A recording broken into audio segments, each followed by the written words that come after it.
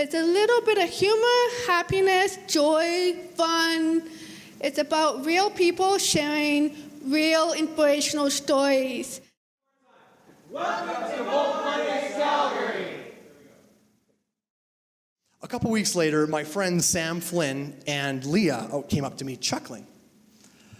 Leah asked me, "Hey, Eric, did you try and ask a girl out by giving her a business card?"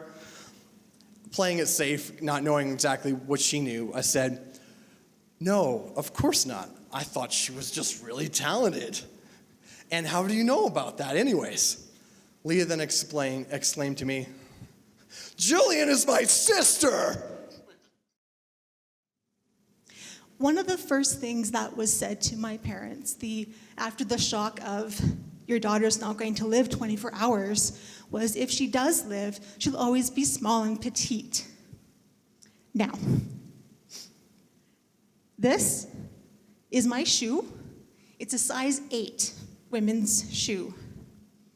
When I was first born, I was tinier than this shoe.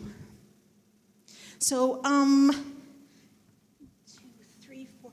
I think the doctor missed something. When I was married before, whenever I was seeing someone, no matter how successful they were, if they used to say, "Oh, I used to be married at the time," I was looking at them and saying, "Oh man, well, you're divorced now, you're such a failure," right? I was not saying that, but that's what I was thinking inside, right? And now to look at myself, with all these judgment I gave to other people, that was coming back to me saying, "Oh man, now you're the one being divorced. How does it feel now?" It doesn't feel great. But all these judgment given to other people were coming back to me. This little elderly man walking home from his horrible night job, I can only assume, decided to come and step in. And these were 3 large, testosterone-filled, insecure masculinity-proving men who needed to come and beat up on a teenage homeless girl to somehow feel asserted in themselves. And for some reason, this little elderly man decided to come and get in the middle and stop things. And I don't know what would have happened if it wasn't for him. And it wasn't the first time something like that happened. But he decided to come and put himself on the line and put himself in the way of possibly being beaten up, but to protect someone that he had no obligation to. And I remember I was going to my ex-wife's house to meet her parents for the first time. And I knocked on the door, and he opens the door, and there's me spitting blood everywhere. All over his front door, no idea who I am.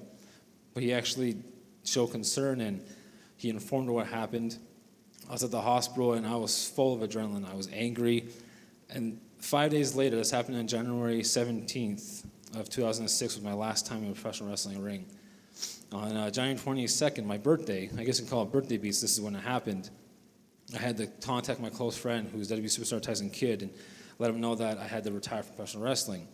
And growing up, that's literally what saved my life. Wrestling was everything. It still is to this day. I love it. I'm passionate about it. I train as much as I can. I hit the ring. But to tell them I had to quit was extremely heartbreaking. I've met great people. I've made new friends. I've helped people get jobs. I've even been given free furniture, new furniture too. Yeah? It's creating those possibilities. And I challenge you to do this sort of elevator challenge, and it doesn't have to be anything crazy. Of course, you're going to see someone with their phone, and you kind of feel like, well, I don't want to interrupt them. Just ask them how their day was, even if they're not looking at you. And you'll find what happens when you start this kind of conversation is that the air in the room lightens. It's almost as if people are waiting to be given permission to really be people again. So again, thanks everyone for coming out tonight. This is our first show. We couldn't do it without you. Thanks for being such a great audience. And I'll leave you with this. I hope everyone can walk out of the doors tonight with a smile on their face and pick up some inspiration from these great Mo speakers tonight. I sure have tonight. Thank you so much. Thank you.